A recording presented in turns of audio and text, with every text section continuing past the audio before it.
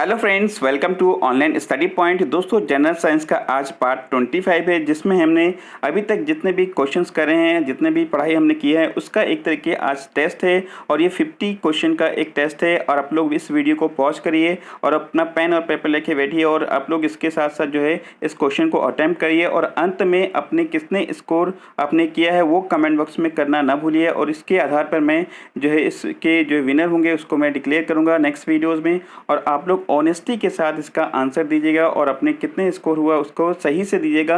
अगर आप गलत स्कोर देते हैं तो आप अपने आप को जो है ठग कर रहे हैं, अपने से चीट कर रहे हैं, अपने आप को चीट कर रहे हैं, ठीक है।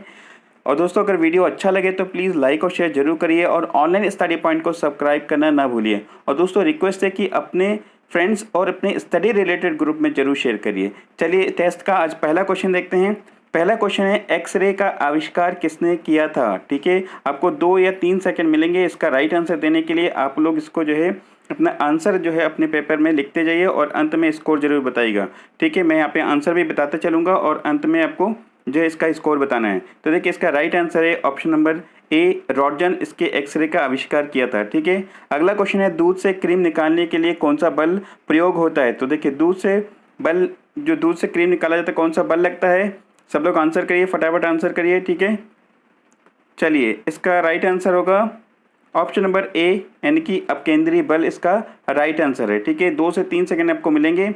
चलिए अगला क्वेश्चन देखते हैं, सेब के बीज में कौन सा तत्व मौजूद होता है। ठीक है, तो सेब के इसमें कई बार मैंने बताया है, सेब के बीज में कौन सा एक हानिकारक चीज़ होती है। इसका राइट आंसर होगा एमिग्डालिन। ठीक है, ऑप्शन नंबर ए इसमें करेक्ट हो जाएगा, यानी कि एक तरह से इसमें साइनाइड होता है।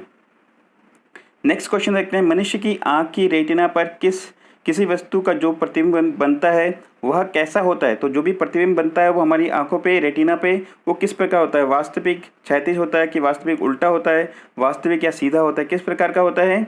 जल्दी आंसर करिए आप लोग। इसका राइट आंसर होगा ऑप्शन नंबर यहाँ पे बी, वास्तविक और उल्टा प्रतिबिंब बनता है रेटिना पर। ठीक है, ध्यान रखेंगे। अगला क्वेश्चन देखेंगे, चंद्रमा पर गुरुत्वाकर्षण पृथ्वी के गुरुत्वाकर्षण के कितने भाग है। देखिए, चंद्रमा पर जो गुरुत्वाकर्षण है वो कितना भाग है पृथ्वी के गुरुत्वाकर्षण का। जल्दी से आप लोग आंसर करेंगे। ठीक है, देखिए इसका राइट आंसर है ऑप्शन नंबर डी, यानी कि 1/6 होता है। ठीक है, आप लोग आंसर करते जाइएगा और अपने नोट करिएगा कितने क्वेश्चन आप लोग सही कर रहे हैं। अगला क्वेश्चन देखते हैं, पास्कल किसका मात्रक है। पास्कल किसका मात्रक है, जल्दी जल्दी कमेंट करिए और अपना आंसर इसमें लिखिए। ठीक है, आपको हर क्वेश्चन के लिए 2 या 3 सेकंड मिलेंगे इसमें अपने आप को नोट करने के लिए अपने पेपर में। तो ऑप्शन नंबर इसमें बी करेक्ट हो जाएगा। इसमें दाब का मात्रक होता है पास्कल। ठीक है, और ये एसआई यूनिट में होता है। अगला क्वेश्चन देखते हैं, यकृत यानी कि लीवर द्वारा निकलने वाले बाइल जूस का क्या काम होता है। तो बाइल जूस का क्या काम होता है ये बताइए। ठीक है, आई होप आप लोगों ने अपना आंसर अपने पेपर में लिख लिया होगा। तो इसका राइट आंसर है कि इनकी ये एक तरह से भोजन को क्षारीय बनाता है। ठीक है, ऑप्शन नंबर ए करेक्ट होगा। अगला क्वेश्चन देखते हैं, हमारे शरीर में अनैच्छिक कार्य यानी कि इनवॉलंटरी जो कार्य होता है, एक्शन होता है, उसके लिए उसको जो है किसके द्वारा नियंत्रित किया जाता है। तो देखिए यहाँ पे इसको नियंत्रित कौन करता है, मेडुला ऑब्लिगेंटा। ऑप्शन नंबर ए यहाँ पे करेक्ट होगा। ठीक है, अगला क्वेश्चन देखते हैं, इसमें जैव विकास यानी कि बायो डेवलपमेंट को सर्वप्रथम किसने समझाया था। तो देखिए सर्वप्रथम किसने समझाया था, तो इसका राइट आंसर है ऑप्शन नंबर ए, यानी कि लैमार्क ने समझाया था। ठीक है, नेक्स्ट क्वेश्चन देखते हैं, निमोनिया रोग शरीर के किस अंग को ग्रसित करती है, यानी कि किस अंगों को प्रभावित करती है। तो कौन सा ऐसा अंग है जिसको निमोनिया होने से प्रभावित होती है। तो देखिए इसका राइट आंसर क्या होगा, जल्दी फटाफट लिखिएगा। ऑप्शन नंबर यहाँ पे ए करेक्ट होगा। ठीक है, चलिए अगला क्वेश्चन देखते हैं, निम्नलिखित में से कौन सा मिश्रण कोल गैस कहलाता है। तो देखिए कौन सा मिश्रण कोल गैस कहलाता है, तो फटाफट से आंसर लिखिए अपना। ठीक है, आप लोग सिर्फ ऑप्शन लिखते जाइएगा और जो है आंसर यहाँ से मैच करते जाइए। ठीक है, तो देखिए इसका राइट आंसर हो जाएगा यहाँ पे ऑप्शन नंबर बी, H2CH4 और CO ये हमारा कोल गैस का मिश्रण कहलाता है। ठीक है, नेक्स्ट क्वेश्चन देखते हैं, मोबाइल फ़ोन का आविष्कार किसने किया था। ये क्वेश्चन मैं एक बार पूछा भी था, आप लोगों सभी काफ़ी लोगों ने इसका आंसर राइट दिया था। तो इसका राइट आंसर क्या होगा, मार्टिन कूपर। ठीक है, मार्टिन कूपर इसका राइट आंसर है। मोबाइल फ़ोन का आविष्कार इन्होंने किया था। अगला क्वेश्चन देखते हैं, हेपेटाइटिस बी निम्न में से किस कारण होता है। तो फटाफट से आंसर करिए। ऑप्शन नंबर इसमें 13 का आंसर क्या होगा? वायरस की वजह से हेपेटाइटिस बी जो है होता है, ठीक है। अगला क्वेश्चन देखते हैं, कौन सी वेसल किडनी में रक्त लाती है? तो कौन सी ऐसी वेसल है जो किडनी में रक्त लाती है? फटाफट से अपना आंसर लिखिए। ऑप्शन नंबर ए इसमें करेक्ट हो जाएगा, ठीक है। चलिए अगला क्वेश्चन देखते हैं, निम्नलिखित में से कौन कार्बोहाइड्रेट का उदाहरण नहीं है? तो देखिए कार्बोहाइड्रेट का उदाहरण कौन सा नहीं है, फटाफट अपना आंसर लिखिए। देखिए आपको क्या करना है कि आपने 1 से लेकर ऐसे नंबरिंग कर लिया, उसके बाद सिर्फ आपको ऑप्शन लिखना है। तो देखिए इसका ऑप्शन जैसे यहाँ पे हो गया, इसका ऑप्शन डी है, तो इसे फटाफट डी लिख देना है। 16 का जैसे आएगा आगे लिखना है, क्योंकि देखिए हमें 50 क्वेश्चन करने हैं, इसलिए मैं थोड़ा सा जल्दी इसमें करवा रहा हूँ, ठीक है। चलिए अगला क्वेश्चन इसमें देखते हैं, कौन सा अम्ल आमाशय रस में रहता है? तो देखिए आमाशय रस में कौन सा अम्ल रहता है, इसका राइट आंसर फटाफट लिखिए आप अपने कॉपी में। चलिए इसका राइट आंसर है ऑप्शन नंबर ए, इनकी हाइड्रोक्लोरिक जो अम्ल होता है वो हमारे एक तरह से आमाशय में रस होता है। अगला क्वेश्चन है, प्रोटोथीरिया का विकास किससे हुआ था? तो देखिए प्रोटोथीरिया का विकास किससे हुआ था, इसका आंसर आप लोग फटाफट लीजिए। देखिए इसका राइट आंसर क्या होगा? ऑप्शन नंबर यहाँ पे बी करेक्ट हो जाएगा, सरीसृप वर्ग से इसका जो है विकास हुआ था। अगला क्वेश्चन देखते हैं, फुट एंड माउथ रोग जंतुओं में किसके कारण होती है? तो देखिए फुट एंड माउथ किसके कारण होती है, फटाफट आंसर करिए।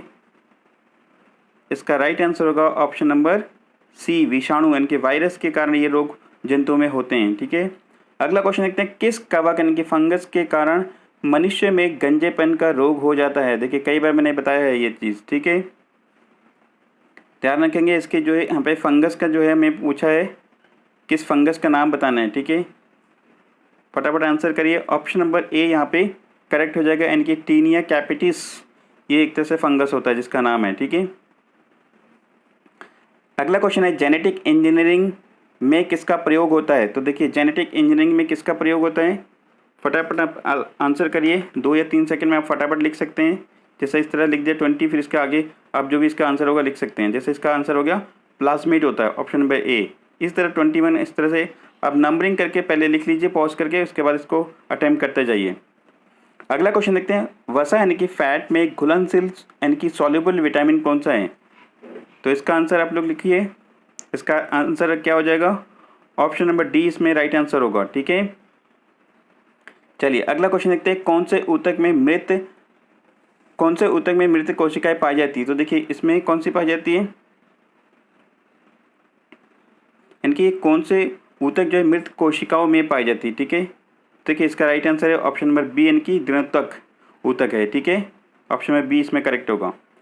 किस वर्ग के पौधों में बीज बनते हैं परंतु बीज नग्न रूप से पौधे पर जो है लगे रहते हैं? देखिए कई बार मैंने बताया ये चीज़, अगर अच्छे से फॉलो किया होगा आपने।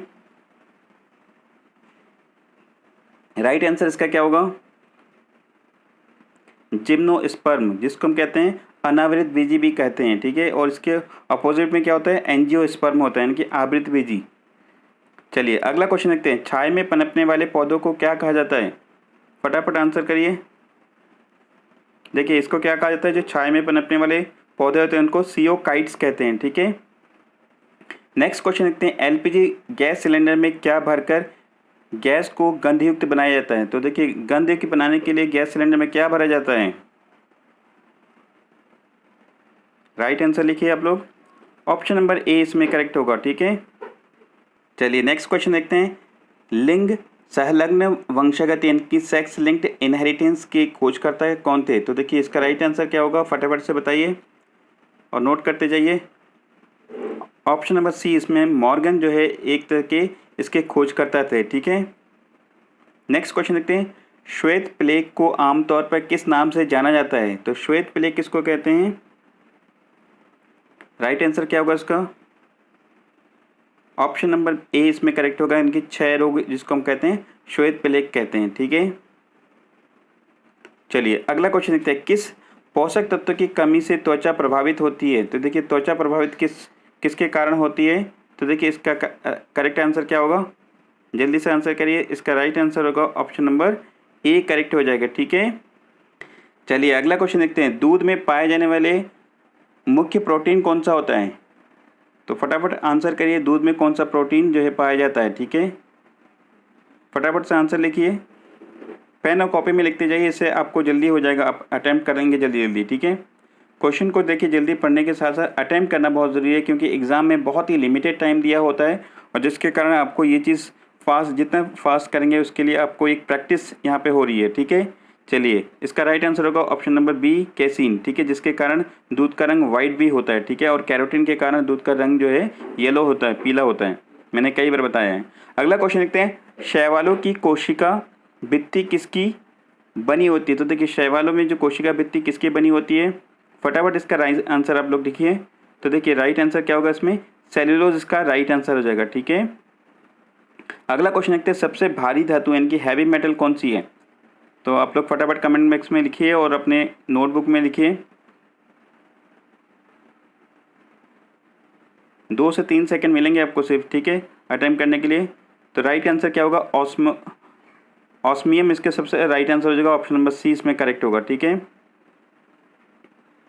चलिए नेक्स्ट क्वेश्चन देखते हैं, शून्य समूह में रखे गए तत्व किस नाम से जाने जाते हैं। तो देखिए, शून्य समूह में कौन से तत्व रखे जाते हैं, उसको क्या कहलाते हैं, इनको क्या कहते हैं, ऑप्शन नंबर सी करेक्ट होगा, निष्क्रिय तत्व कहते हैं, ठीक है।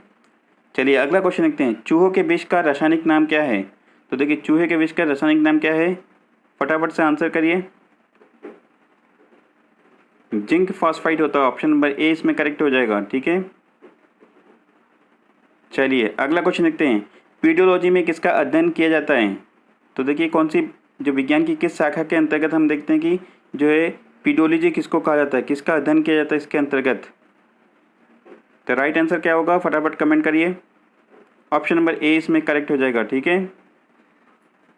चलिए अगला क्वेश्चन देखते हैं, उस विटामिन का नाम बताइए जो मस्तिष्क के स्वास्थ्य के लिए आवश्यक है। तो मस्तिष्क के स्वास्थ्य के लिए कौन सी विटामिन आवश्यक होती है, फटाफट से आप लोग आंसर लिखिए, ऑप्शन नंबर डी इसमें करेक्ट हो जाएगा, ठीक है। अगला क्वेश्चन देखते हैं, निम्न में से किस में क्लोरोफिल नहीं पाया जाता है। तो क्लोरोफिल किस में नहीं पाया जाता है, इसका आंसर फटाफट लिखिए आप लोग।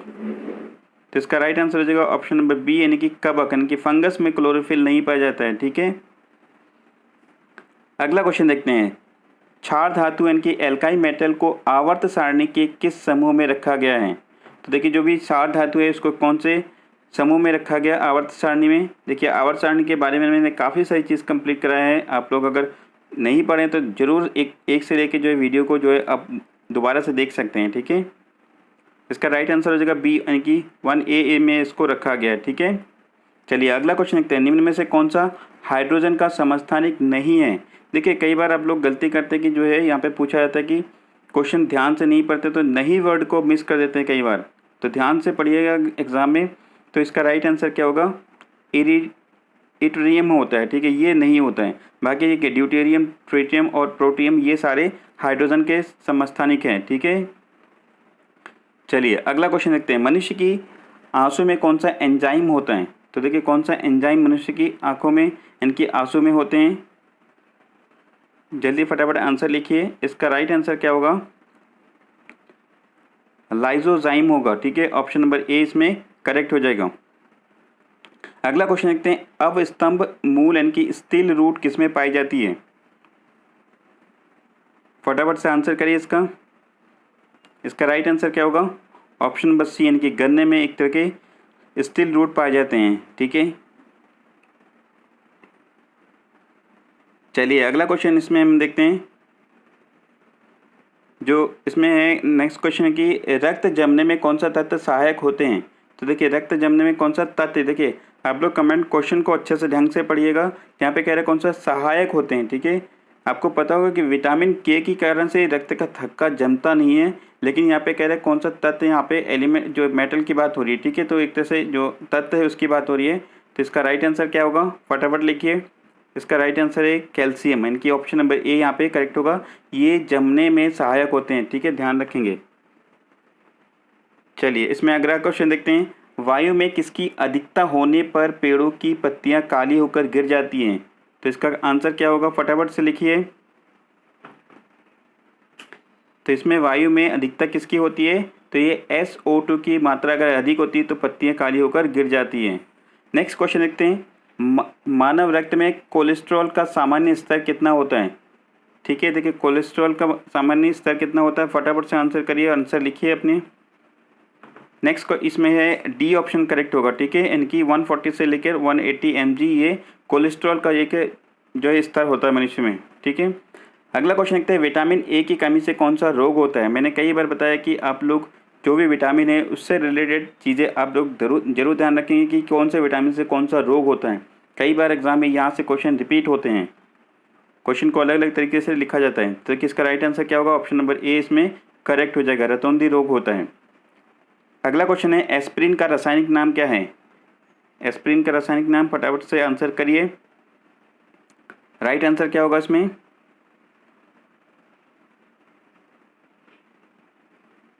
ऑप्शन नंबर सी इसमें करेक्ट हो जाएगा, एसिटिल सैलिसिलिक एसिड होगा। ठीक है, ऑप्शन नंबर सी इसमें करेक्ट होगा।